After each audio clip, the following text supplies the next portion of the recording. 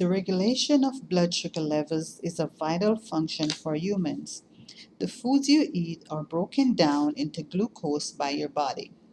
Blood glucose, or blood sugar, as it often called, travels through your blood to your cells. Cells use glucose for energy. To get inside your cells, glucose needs the help of insulin. However, for it to produce insulin, we need a very important organ called the pancreas. The pancreas makes insulin. If the pancreas makes little or no insulin at all, or if the cell cannot use insulin well, glucose builds up in your blood. When the blood sugar gets too high, this is what's known as the disease called diabetes. Around 1500 BC, the ancient Egyptians discovered diabetes for the first time. This was a rare condition in which a person urinated excessively and lost weight. The Greek physician Aretaeus uses the term diabetes mellitus because it reflects how the urine of those infected had a sweet taste.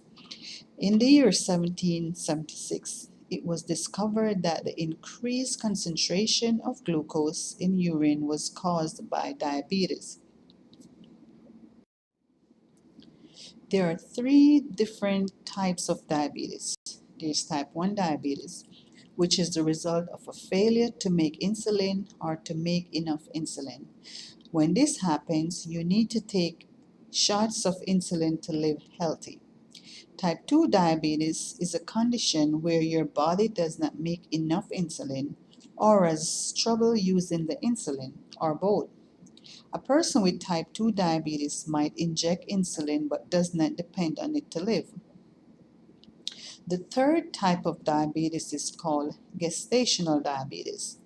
This type of diabetes occurs when high blood glucose levels occur in pregnant women who did not have diabetes before becoming pregnant. Usually it happens around the 24th week of pregnancy.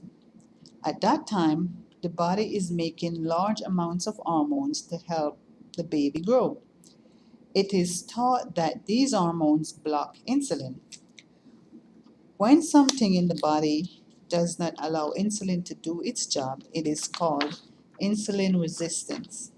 This group of diseases result from impairment in insulin production, insulin action, or both, leading to chronic high blood glucose levels.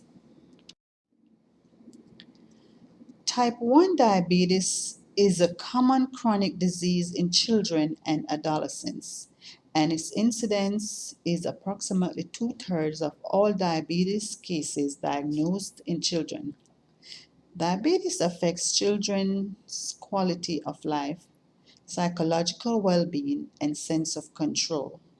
Successful diabetes management involves not only self care, but also understanding the impact diabetes has on the child, his or her activities of daily living, and eventually his or her acceptance of the disease.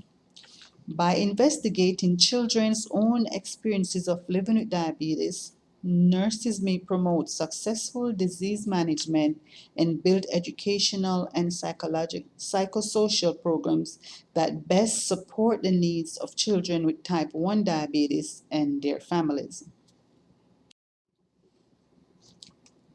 Type 2 diabetes is predominantly a disease of later life. It generally develops after age 40, although the typical age of onset has become lower. A person's blood sugar levels usually rise slowly and progressively over the years because they become high enough to be considered in the diabetic range. It is very important to know how to spot type 2 diabetes symptoms. Warning signs include increased hunger, frequent urination, and unexplained weight loss. Other symptoms include frequent yeast infections, slow healing of sores and cuts, numbness and tingling of the hands and feet, decreased vision, and impotency.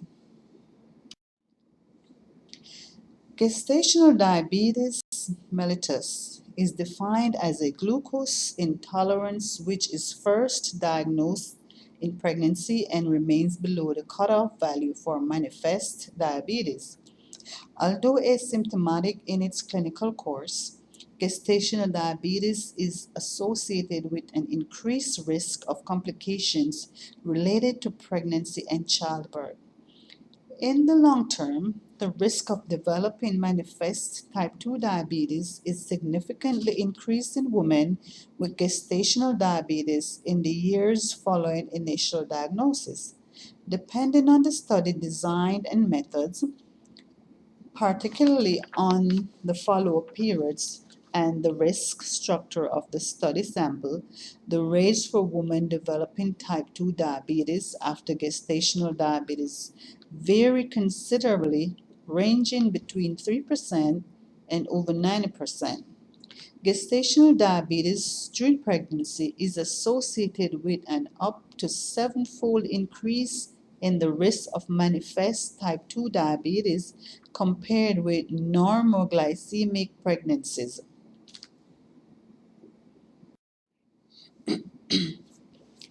A diabetes diagnosis can be life altering. Marcia Smith, an accountant who worked in financial department at a health clinic in Hartford, discovered she had type 2 diabetes 6 years ago. She went to a health fair her job had put on. 4 years prior, her doctor told her she was pre-diabetic and gave her instruction about what to eat.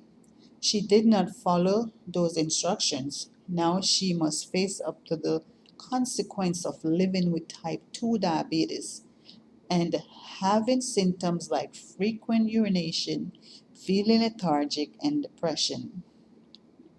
When asked how she feels about having diabetes, she stated she was unhappy because her brother had diabetes and her uncle's right leg was amputated because of diabetes. She knows diabetes is genetic, therefore, she should have worked on her sedentary lifestyle. Marcia made a drastic change. She cut back on her intake of starchy food, the amount of sugar she put in her tea, juice, as well as increases her exercise. Also, she is taking Genovia, a medication for the disease. Diabetes is difficult to cure. However, advanced medicine has enabled doctors to prolong the life of patients who are diagnosed with diabetes, as well as to improve their quality of life. This disease is not biased. It impacts men, women, and children alike of all different ages and ethnicities. And while science has not yet shown us a way to completely cure the world of diabetes, knowing is the first step. Learning and understanding the severity of this disease are also important, as are doing the necessary things to either keep it under control, preventing it, or lowering your risk.